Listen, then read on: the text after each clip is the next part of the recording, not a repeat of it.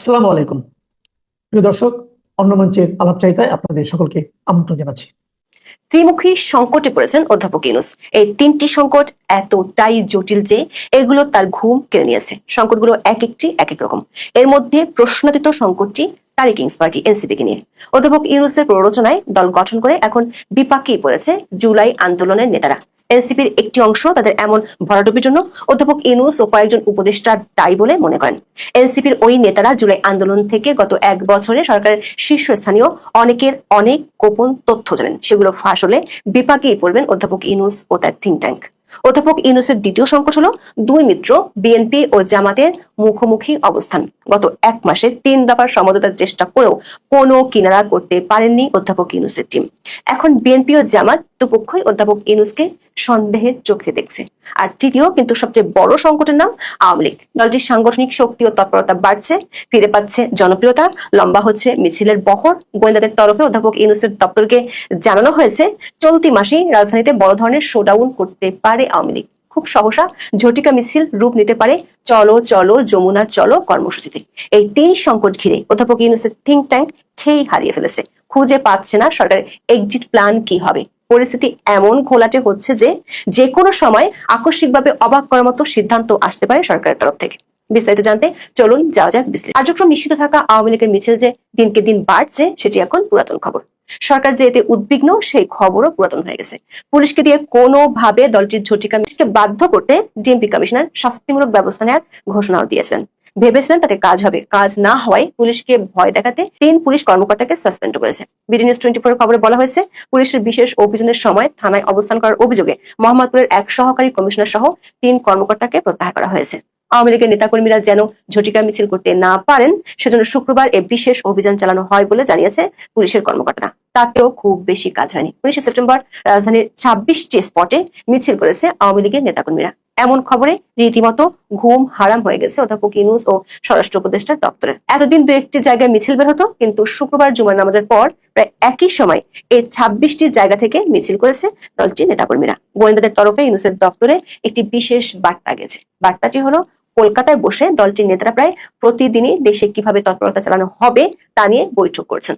19 September রাতে রাজশাহী ডিভিশনের বৈঠক হয়েছে। গোয়েন্দাদের আশঙ্কা খুব শিগগিরই দলটি দেশের বিভাগীয় পর্যায়ে ব্যাপক হারে ঝটিকা মিছিল শুরু করবে। তবে সরকারের জন্য যেটি সবচেয়ে বেশি চিন্তার সেটি হলো আওয়ামী লীগের এই ঝটিকা মিছিল খুব শিগগিরই বড় ধরনের শোডাউনে রূপ নিতে পারে।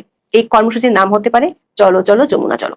গোয়েন্দা প্রতিবেদনে বলা হয়েছে ময়মনসিংহ, গাজীপুর, সাভার সহ ঢাকার আশপাশের জেলাগুলো থেকে বড় আকারে লোক জড়ো করে এই শোডাউন হতে পারে। একই সময় বিভাগীয় শহরগুলোতেও শোডাউনের আশঙ্কা আছে। তেমন হলে সেটি দেশের রাজনৈতিক মহলে একটি বড় ধরনের ও ভিন্ন বার্তা দেবে। আবার অধ্যাপক ইউনূস 21 সেপ্টেম্বরের পর থেকে 10 দিন দেশে থাকবেন না। তার অনুপস্থিতিতে পরিস্থিতি সামাল দেওয়া কঠিন হয়ে যেতে পারে। অধ্যাপক ইউনূস 21 সেপ্টেম্বর যাবেন নিউ ইয়র্কে, যোগ দেবেন জাতিসংঘের সম্মেলনে। এমন একটা বৈশ্বিক সম্মেলনে যোগ দিতে যাওয়ার আগে তার দপ্তরের ব্যস্ততা হওয়ার কথা ছিল সম্মেলনের সাইড লাইনের বৈঠকগুলোকে ঘিরে। বিশ্বের বিভিন্ন দেশ ও সংস্থার প্রধানের সাথে বৈঠকের মাধ্যমে দ্বিপাক্ষিক সম্পর্ক শক্তিতে অধ্যাপক ইউনূসের দপ্তর বিরামহীন চেষ্টা চালাচ্ছে আমেরিকার প্রেসিডেন্ট ডোনাল্ড ট্রাম্পের সাথে একটি সাইডলাইন বৈঠক করা যায় কিনা সে ব্যাপারে। তবে সে চেষ্টা বিফলে গিয়েছে। বিদেশি সরকার প্রধানদের সাথে সাইডলাইন বৈঠকের চেয়ে এখন অধ্যাপক ইউনূসের চিন্তা দেশের অভ্যন্তরের রাজনীতি নিয়ে। সেজন্য তিনি সাথে করে দেশ থেকে উড়িয়ে নিয়ে যাচ্ছেন 3 দলের 4 নেতাকে। লক্ষ্য নিউ ইয়র্কে বসে একটি অনুষ্ঠান করে দেখানো তার প্রতি 3 মিনিটের আস্থা অবিচল। হঠাৎ করে এমন কিছু করার দরকার পড়লো কেন? অধ্যাপক ইউনূসের ঘনিষ্ঠ একটি সূত্র বলছে বিএনপি ও জামাতের দ্বন্দ্ব এতদিন বক্তব্যের মধ্যে থাকলেও এটি এখন প্রকাশ্যে রূপ নিয়েছে। দুটি দলের অনেকেই মনে করেন এমন পরিস্থিতির জন্য অধ্যাপক ইউনূস ও তার থিঙ্ক ট্যাঙ্কই দায়ী। বিএনপির শীর্ষ পর্যায়ের এক বৈঠকে বিষয়টি নিয়ে আলোচনা হয়েছে। সেখানে বলা হয়েছে একদিকে সরকার সংলাপ চালাচ্ছে, অন্যদিকে এনসিপি ও জামাতের দাবির দিকেও ঝুঁকতে দেখা যাচ্ছে। বিএনপির এক নেতা বলেছেন বিষয়টি এমন যে চোরকে বলে চুরি কর আর গৃহস্থকে বলে সজাগ থাক। বিএনপি নেতাদের ধারণা আগামী নির্বাচনকে সামনে রেখে অনানুষ্ঠানিকভাবে বিএনপি বিরোধী একটি জোট গঠনের চেষ্টা হচ্ছে। হেফাজত ইসলাম সহ বাকি সব ইসলামী দলগুলো ওই জোটে যাচ্ছে, অথচ এই দলগুলো দীর্ঘদিন ধরে বিএনপির মিত্র ছিল। সবচেয়ে বড় বিষয় হলো এই জোট গঠনের 2টি বৈঠক মন্ত্রী হয়েছে এমন তথ্য আছে বিএনপির কাছে। তাতে বিএনপির অনেকের মনে এই প্রশ্ন তৈরি হচ্ছে বিএনপি বিরোধী এই জোট কি -2 ফর্মুলা বাস্তবায়নের অংশ? যদি বর্তমান অন্তর্বর্তী সরকার অধীনে আগামী ফেব্রুয়ারিতে জাতীয় সংসদ নির্বাচন হয় তাহলে ওই নির্বাচনে আওয়ামী লীগ অংশ নিতে পারবে না। তার মানে -1 কমপ্লিট। বাকি থাকে দেশের আর এক বৃহৎ রাজনৈতিক দল বিএনপি। বিএনপিকে মাইনাস করার চেষ্টা পর্দার আড়ালে চলছে বলে অনেক বিএনপি নেতার ধারণা। আবার জামাত ইসলামের কেউ কেউ মনে করেন সরকার উপদেষ্টাদের একটি অংশ বিএনপির হয়ে কাজ করছে, যারা জামাতের বিরুদ্ধে অবস্থান নিয়েছে। 19 সেপ্টেম্বর জামাতের কেন্দ্রীয় সহকারী সেক্রেটারি জেনারেল রফিকুল ইসলাম খান প্রকাশ্যে সেই ইঙ্গিত দিয়েছেন। তিনি বলেছেন, জামাত ইসলামী বিশ্বাস করে অধ্যাপক ইউনূসের আশপাশের লোকজন ষড়যন্ত্রে লিপ্ত হয়েছে। সূত্রগুলো বলছে, বিএনপি ও জামাত ইসলামীর মুখোমুখি অবস্থান অধ্যাপক ইউনূসের সংকট বাড়াচ্ছে। তার চেয়ে বড় চিন্তার কারণ হয়ে দাঁড়িয়েছে তারই কিংস পার্টি এনসিপি। অধ্যাপক ইউনূসের প্রত্যক্ষ সহযোগিতায় মদদে যে জুলাই আন্দোলনের নেতারা দল গঠন করেছিল, সেটি অধ্যাপক ইউনূস নিজেই একটি সাক্ষাৎকারে বলেছেন। পুলিশ, সেনাবাহিনীর মাধ্যমে রাজকীয় প্রোটেকশন ও সুবিধা দিয়েও ফেরদৌস কুরেশির কিংস পার্টির চেয়ে বেশি কিছু হয়নি এই এনসিপি। দলটির নেতাদের চাঁদাবাজির যত ঘটনা প্রকাশ্যে এসেছে, তার চেয়ে অনেক বেশি পর্দার আড়ালেই থেকে গেছে। দলটিতে পদত্যাগের লাইন লেগেছে এখন।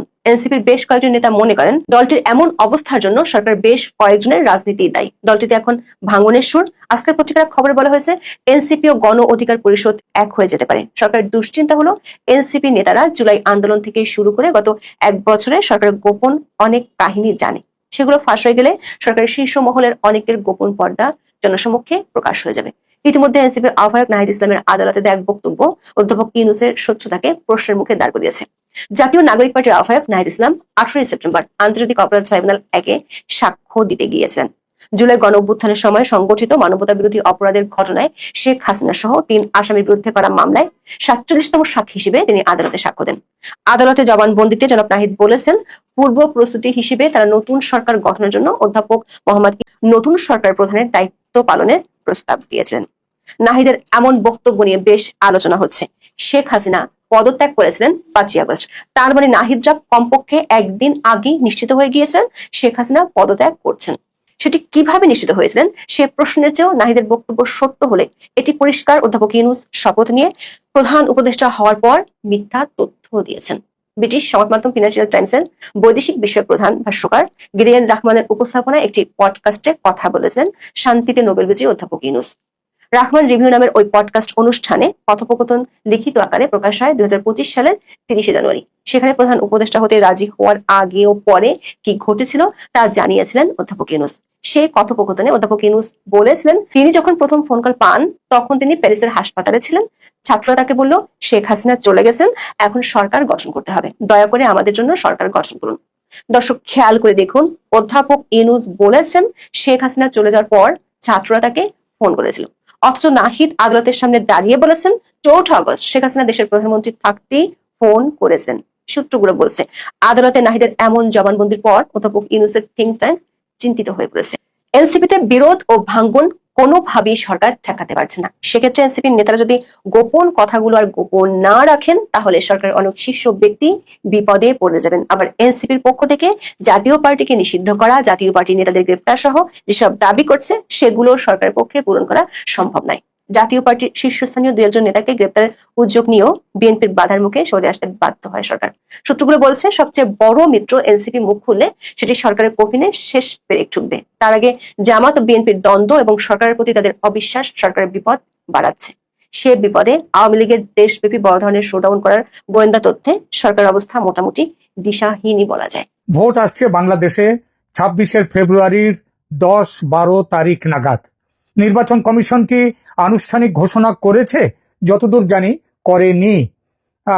মানুষ এই তারিখটি জেনেছে অন্তর্বর্তী সরকারের প্রধান উপদেষ্টার কথায়। তবে তার কথা কতটা বিশ্বাসযোগ্য সে বিষয়ে একটা বড় সন্দেহ ইতিমধ্যেই তৈরি হয়ে গেছে সারা দেশে।